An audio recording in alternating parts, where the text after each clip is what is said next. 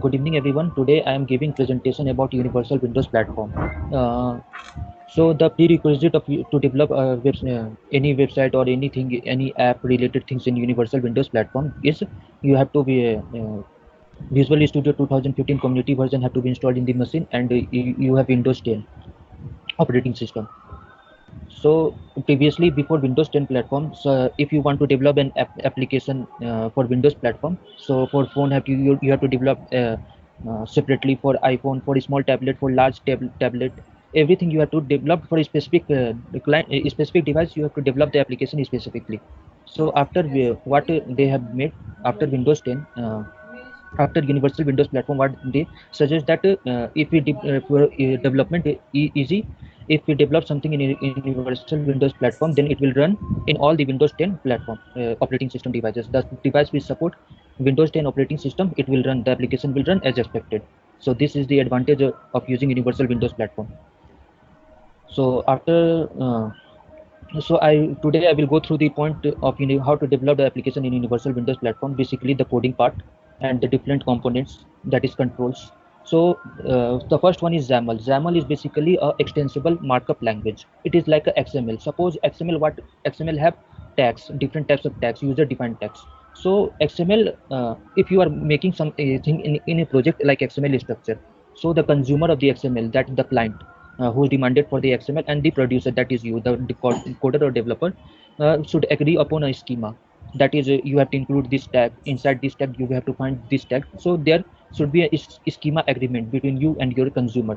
That is the producer and consumer. There will be an agreement. That is called schema. Basically, this one. So that is agreement. That agreement is defined rules of XML, extensive markup language. Basically, there are different types of tags in XAML, and through this tag, the user interface, that is the front end part of the Universal Windows Platform, is made. Means we can design the user interface through XAML coding. In XAML coding, there are different types of concepts. Basically, the front end development is the major development in Universal Windows Platform. Rest are same with the .NET development. The backend code is almost same. Like in .NET, we do the coding in class, so the class coding is almost same. So XAML is basically XML yeah, used to create instance of the class that defines the user interface. After that, in XAML, there are different types of type converters. Type converters are like suppose you are writing something. After this, different types of control will come.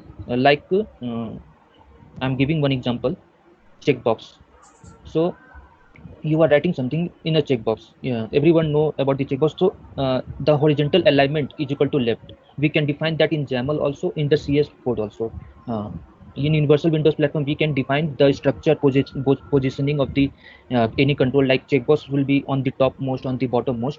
We can define in the XAML coding in XML format in also, and in the CS part also. But so how we can do that? In the XAML, there is a type converter class. That type converter class has only one functionality, that is to convert the type of the XAML coding. Suppose you have the vertical alignment is equal to true. Suppose you have to top place the control on the vertical alignment property. So if we are giving that to true, then the control will be converted, will be placed to vertical alignment, vertically aligned.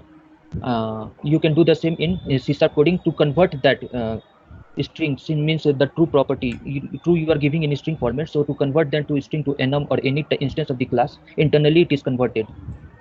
That is the functionality of type converter, to convert string to a instance, enum or class, which we do coding in CS. The CS coding, the coding we do in CS to design a page is very hectic. That's why the type we are using XAML to for developer is after that default property.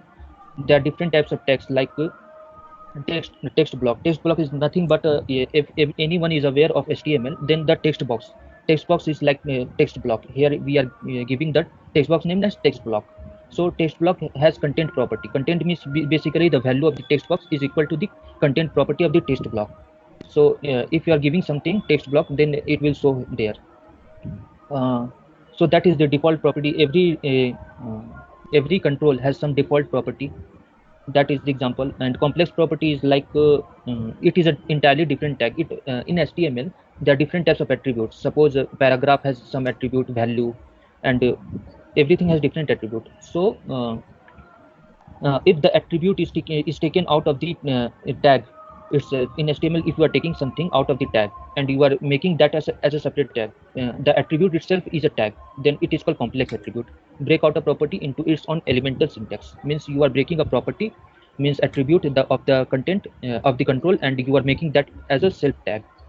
That is called complex property. Schema, as I told, schema is the agreement between the producer and consumer of the XML. XML is extensible markup language, and XAML is basically extensible application markup language, is the extension of XML.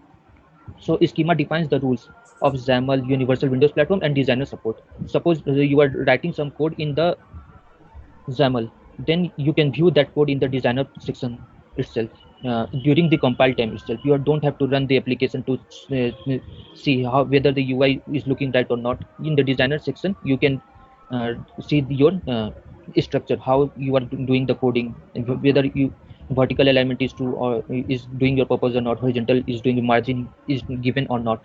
You can see that in designer section. So schema basically contain different types of namespace.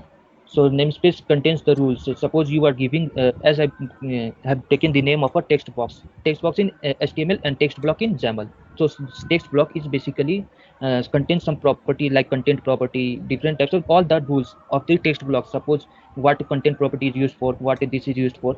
So all the rules are defined in namespace. So that is all about the basic idea of the XAML and different types of type